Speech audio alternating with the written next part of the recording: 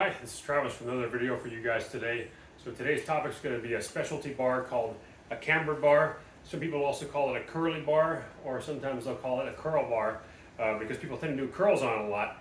This is a little bit bigger one. This is a fat cambered bar, and I'm going to be talking about some of the differences between a bar like this and a straight bar or your typical barbell.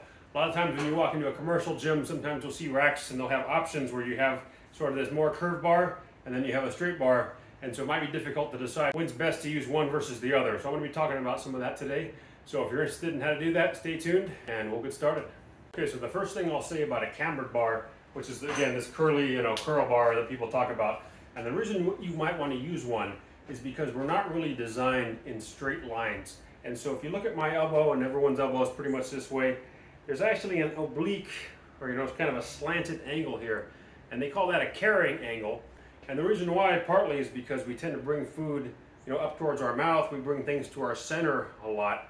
And we also have more leverage typically when we bring something to our center than if I'm grabbing something far away. And so we're pulling things and bringing things towards us a lot.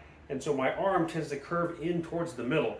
So for me to have a straight bar, I've got to sort of contort my body either with my elbow or my wrist or sometimes even my shoulder to kind of lock it into that straight line. And so as I curl this, it's sort of forcing me into a path that's not exactly a natural path.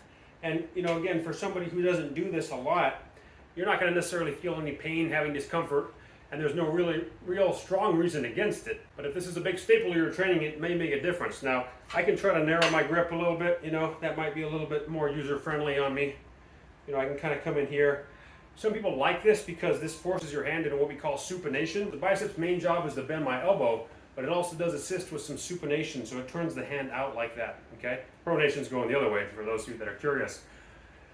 And so, for that reason, I think the cambered bar, when you're gonna do curls, or the curl bar, is actually advantageous. So, just to show you guys how this works, now I can take either a narrower grip, or I can come kind of the outside with a wider grip. But most of the time, I would probably go more for this narrower grip. And so that allows me now to have a bit more of a natural curve to my wrist, and it doesn't necessarily put quite as much bend or strain on the elbow. So as far as which exercises are best with these different types of bars, your traditional power lifts, your squats, your deadlifts, your bench presses, I'm going to opt for a barbell. Now if I'm doing more of a accessory type of exercise, typically curls, tricep extensions, and I'll show some of these variations in just a minute here, I'm going to usually opt for the cambered bar.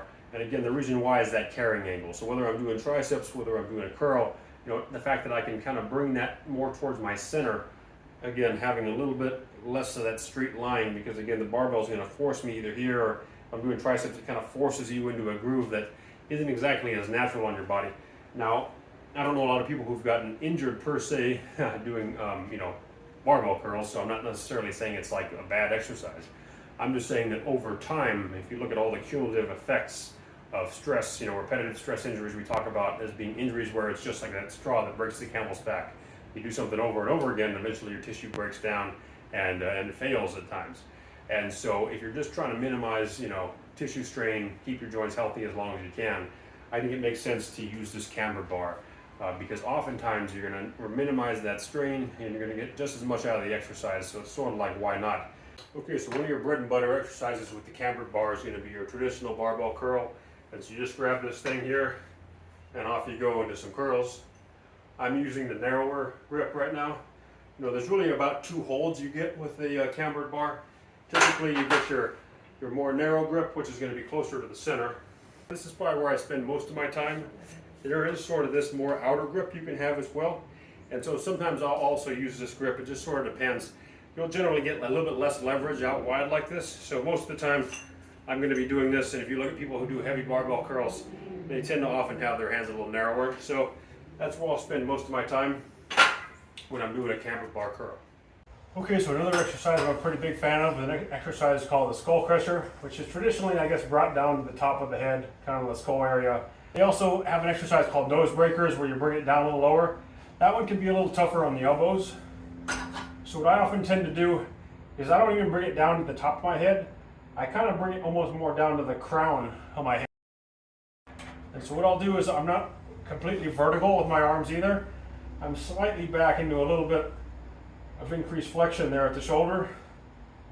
And then from there, I don't really like to pause at each end. I just kind of go for a sort of powerful and continuous motion here.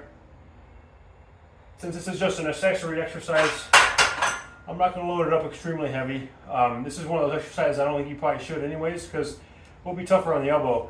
But when you do that continuous tension, it just does a really nice job hitting the triceps, and I think it's a little bit easier on the joints.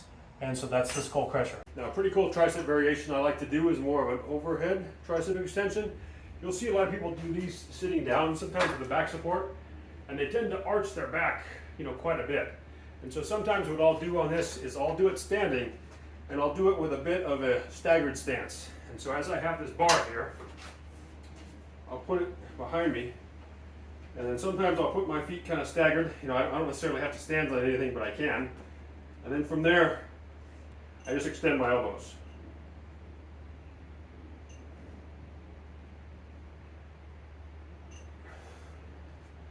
And that's the overhead tricep extension with the cambered bar.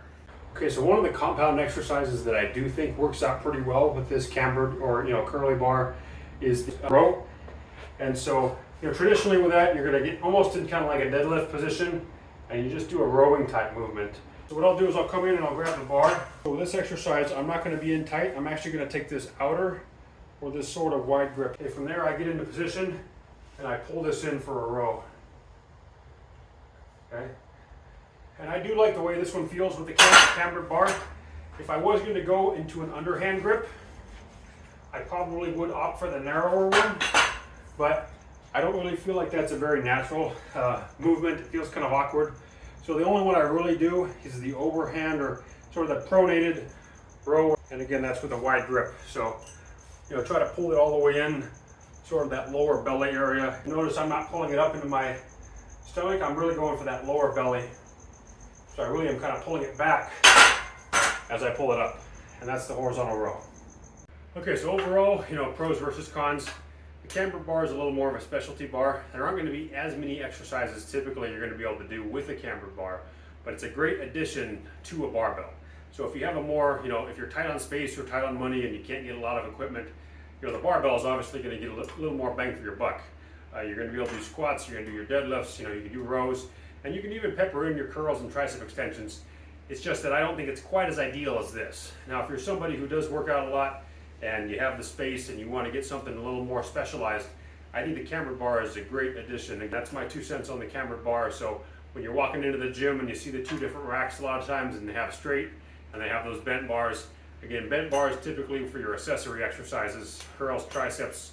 Straight bar more for your presses, if you're doing deadlifts or Romanian deadlifts, those types of things, you're going to opt for the barbell. So that's all for today, and as usual, I'll put the links to these bars below at the bottom, and a lot more content coming your way, so I hope you guys stay tuned. Don't hesitate to let me know at the bottom if you have any special requests for new content, and as always, I hope you guys have some fun.